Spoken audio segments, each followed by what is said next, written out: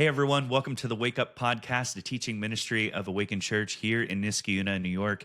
My name is Eric Diewald. I serve as the lead pastor of Awaken. Thank you so much for taking time to listen to this episode.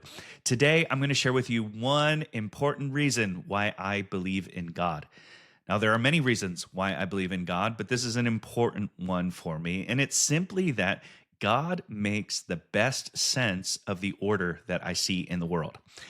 And I see order around me every day. We live here in upstate New York, so we're blessed with being able to see all four seasons unfold before us. And yesterday we had our first big snowfall of the year. And there's a kind of orderliness that you see to the seasons as we transition from one to the next. It's part of what makes living life so beautiful. We just came out of a season, for instance, where the fall foliage is beautiful and people travel hundreds of miles to see it. It's a very special part about this area of the country, and it points to an orderliness that we observe in the world.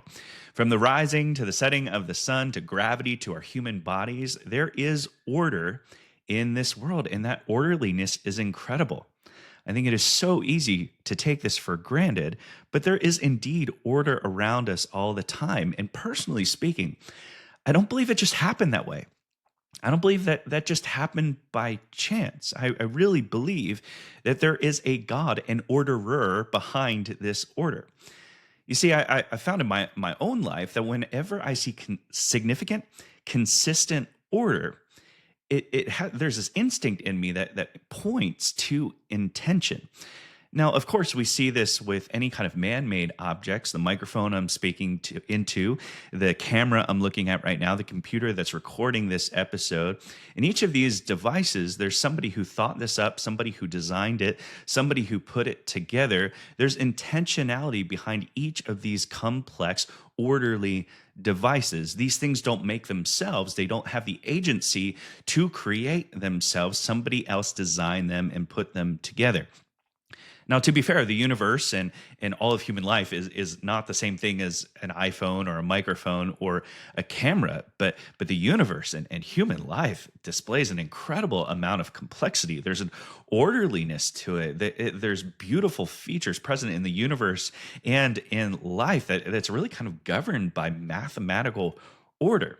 And so as I look at all of these other things in my life, I have a really hard time, honestly, making an exception for the orderliness I see in the universe and the orderliness I see in human life as something that kind of happened by chance. Everything else has a designer behind it. Now, from what I understand, and this is kind of the classic Christian apologist line, is that the probability of these things happening by chance is astronomically low. Many scientists, philosophers, theologians recognize that the fine-tuning of the universe is extraordinarily improbable on chance alone. Now, is it possible? I suppose so, but it's so unlikely, and it seems to me so unreasonable to believe that instead of an orderer. And so I find that if I reject the idea of an orderer, when there is an orderer behind every other order in my life, every other instance of order in my life, I better have a good reason for rejecting that orderer. Now, one of the common reasons that is often put forward, one that I have wrestled with personally, because I do find this to be compelling in a certain sense, is that there is disorder in our world. Our world is not just full of order, it's also full of disorder. From violence to cancer to earthquakes to COVID-19, there is a lot of disorder in our world. But if you think about disorder for a little bit, it's kind of a curious thing. To say that there is such a thing as disorder implies that there is such a thing as order. You can only identify disorder as disorder if you have an orderly thing to compare it to. To give a personal example of this, when I was 23 years old, I was diagnosed with a very rare blood disorder. I found out because I went blind in my right eye temporarily. Turns out it was a TIA, a mini stroke, and after testing, the doctors found out that my platelet levels were extraordinarily high. From what I understand, the normal range for platelet count is between 200 and 400,000. Mine were well over a million. And so at 23 years old, I was at risk for heart attack and stroke. And so the doctors put me on this chemo pill regimen. And they said I would be on it for the rest of my life. It would kind of bring my platelet count back into the normal range, but that I would have to be on this pill the rest of my life. And it wasn't safe for me to have children on the med. So I was honestly concerned if I would ever be able to have children of my own.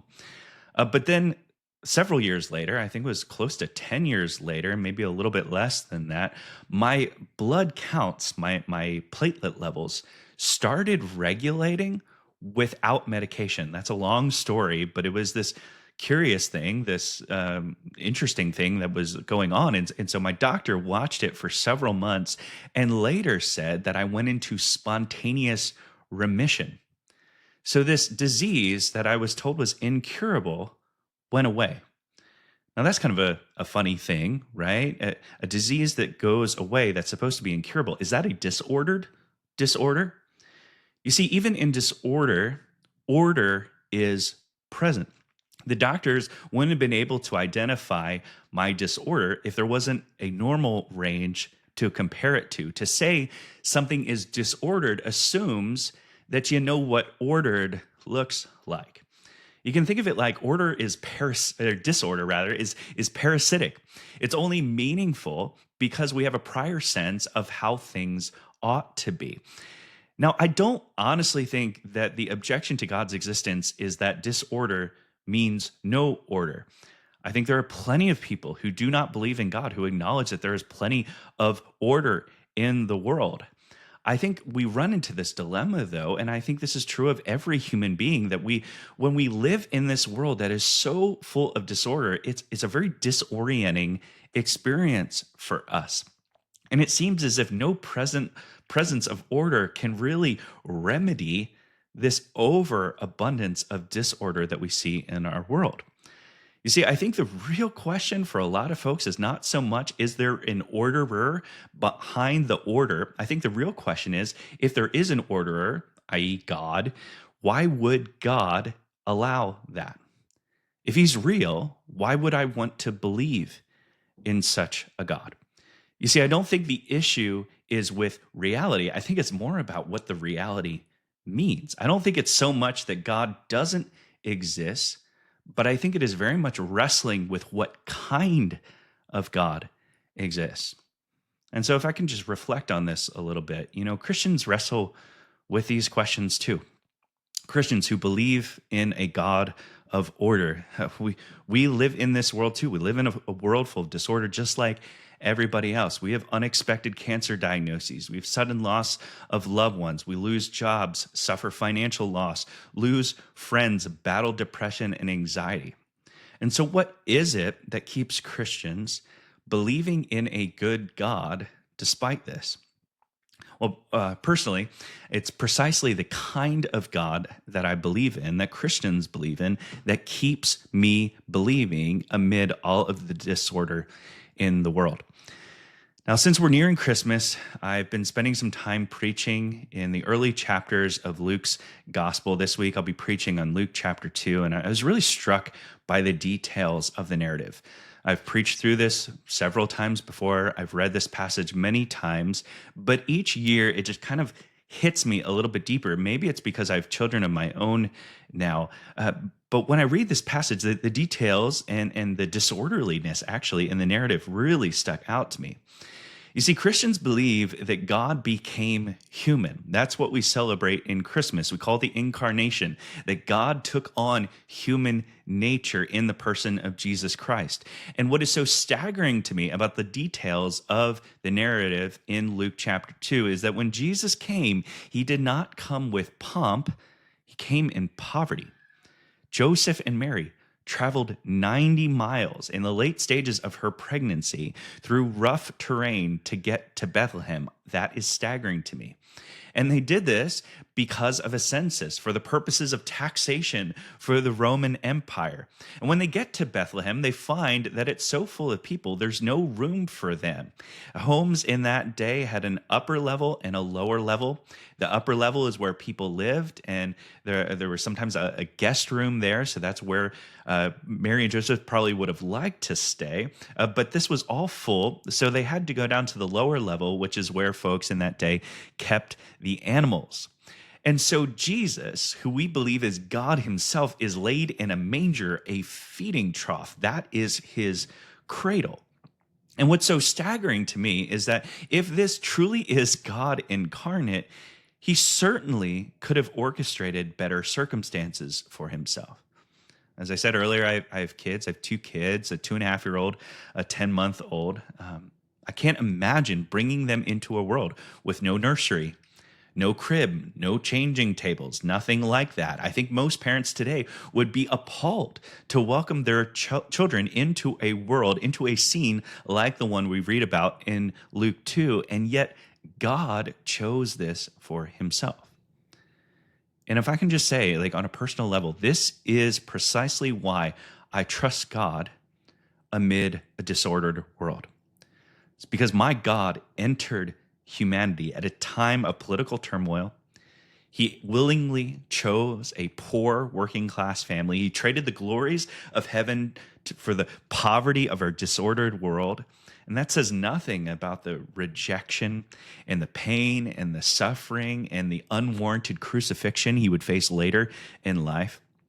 There are lots of questions that I have that are unanswered about the disorderliness of this world. However, if this is my God, I trust him.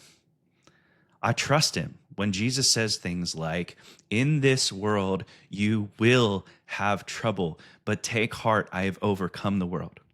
I trust him when he says, very truly, I tell you, you will weep and mourn, but the world will rejoice. You will grieve, but your grief will turn into joy. I trust him when he says, blessed are those who mourn, for they will be comforted. I don't have answers for every kind of disorder. And I think that is true for all of us. How we navigate that matters, though. What I will say, what I lean on is the character of the God who entered into this disordered world. And because I trust the character of my God, it sets me at peace in this world and actually inspires hope in my heart. You see, I believe in a God who doesn't pretend as if disorder doesn't exist. He also, though, doesn't act as if there is no hope. He enters into this disorder, brings hope amid it, and transforms people through it. And I think that is a great reason for us to have hope in the midst of this disordered world. I think it's a timely thought for us as we enter into what is for many of us a kind of chaotic and busy time of year. And it's my hope that we would think deeply on these things, that we would not dodge the disorderliness of our world, that we would see it for what it is, but also see the God who has triumphed over it through his son, Jesus. So friends, that's all we have for today. Thank you so much for taking the time to listen to this episode. We created this podcast to help us stay awake and alert in our walk with Jesus. Thank you so much for listening. God bless, and we'll see you soon.